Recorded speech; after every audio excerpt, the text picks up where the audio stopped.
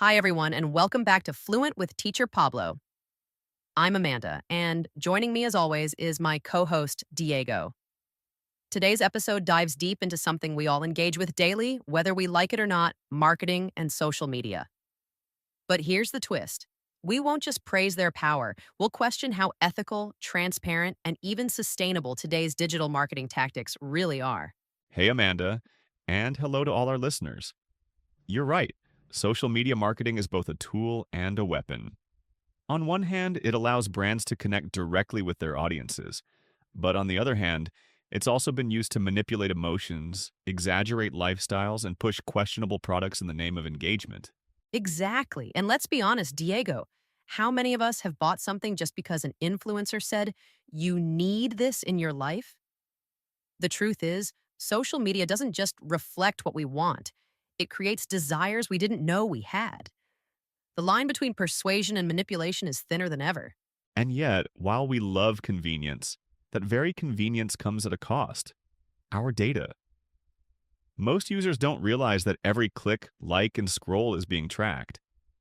Although companies argue it helps them personalize our experience, many argue it's also a massive invasion of privacy. Think about it. Do you really know who has access to your information? That's such a valid point. Moreover, many platforms are becoming pay to play environments. Organic reach is decreasing, forcing small businesses to spend more just to stay visible. Consequently, large corporations dominate the narrative while smaller voices get drowned out. Indeed. That brings us to one of the most controversial trends right now: AI-generated influencers. Yes, that's right. Some companies are now using virtual characters to promote products, and followers don't always realize they're not even human. While it might reduce costs and avoid scandals, it raises serious ethical concerns. Are we replacing authenticity with algorithms? And let's not forget about mental health. While brands benefit from making users stay longer on platforms, the constant pressure to compare, to look perfect, and to perform online has been shown to negatively affect mental well being. So the question is, should brands take responsibility for the emotional impact their content might have? At the same time, social media also empowers people.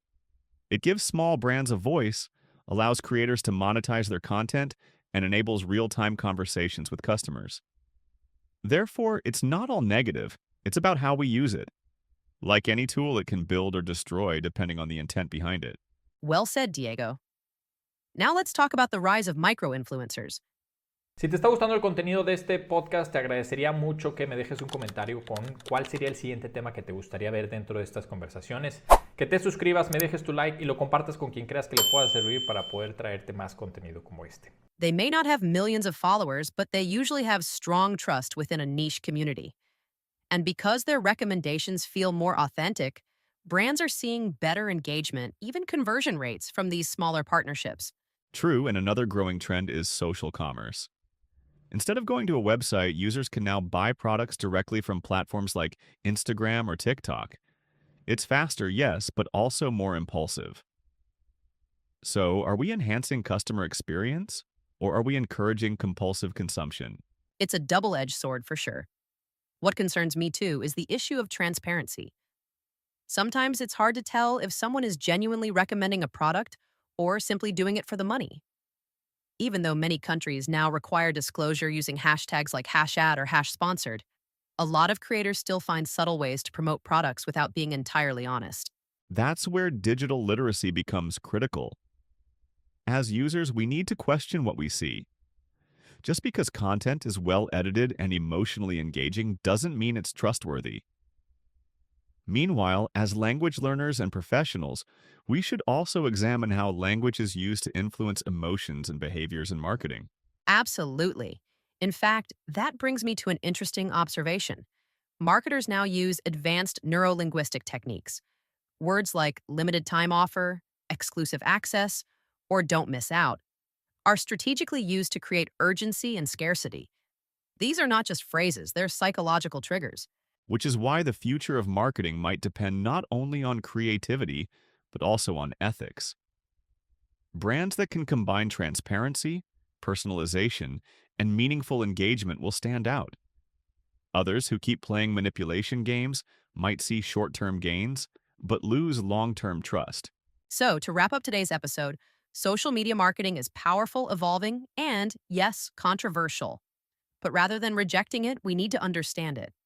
As consumers, we must stay informed.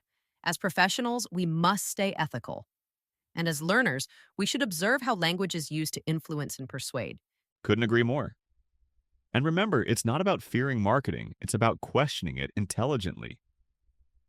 Next time you see an ad or a viral trend, ask yourself, what's the intention behind it? That simple question might just change the way you see the digital world. Thanks so much for tuning in, everyone. We'll include today's vocabulary and key phrases in the show notes, so be sure to check those out for practice. Until next time, stay curious, stay fluent, and stay ethical online.